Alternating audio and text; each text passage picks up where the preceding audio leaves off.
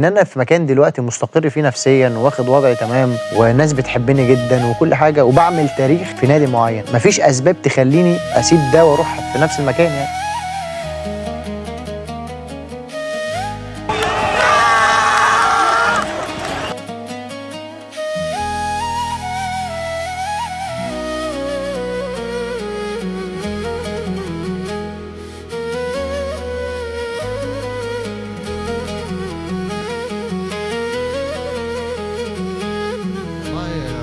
نادي الزمالك يعني عنده سوابق كتيرة في الموضوع ده، يعني النادي عدى بفترات صعبة كتيرة فاتت، وهو بين إخلاصه ووفائه وانتمائه للناس كلها. ان قد ايه جمهور نادي الزمالك عمره ما ساب النادي بتاعه.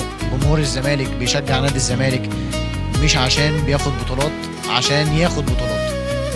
هو ده الفرق بين نادي الزمالك وجمهور نادي الزمالك وجمهور اي نادي تاني. بحب اشكره على كل الدعم اللي فات قبل كده وكل الدعم اللي انا متاكد ان هو جاي، ان هو عمر ما جمهور نادي الزمالك ما ساب فرقته في المحنه بتاعته يعني.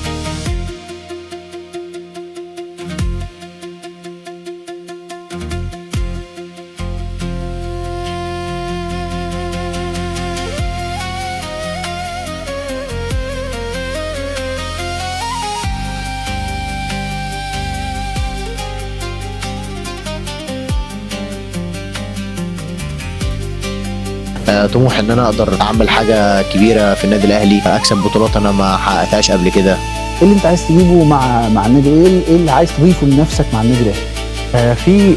في بطولات انا كسبتها عايز اكسبها تاني، وفي بطولات انا ما كسبتهاش عايز اكسبها لاول مره. عايز تكسبه لاول مره؟ بطوله افريقيا، دوري ابطال افريقيا انا ما كسبتوش ولا مره مع الزمالك، ف عندي حلم كبير ان انا ممكن احققه يعني مع النادي. امشي يا زيزو احسن لك، امشي يا زيزو احسن لك. حلوه حركه الاكشن، هذا عيال.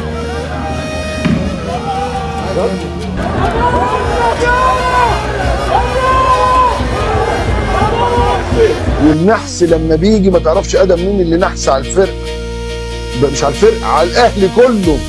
في ادم نحس والله العظيم، في ادم نحس دخل على النادي الاهلي خلص على كل حاجه، والله خلص على كل حاجه. ده الادم النحس ده طفش الخطيب، طبعا الخطيب بيقول شعره اللي طول عمره قاعد في الاهلي. ففي ده موجود، النحس ده موجود والفقر ده موجود. في ناس بيبقى ماشي معاها النحس والفقر.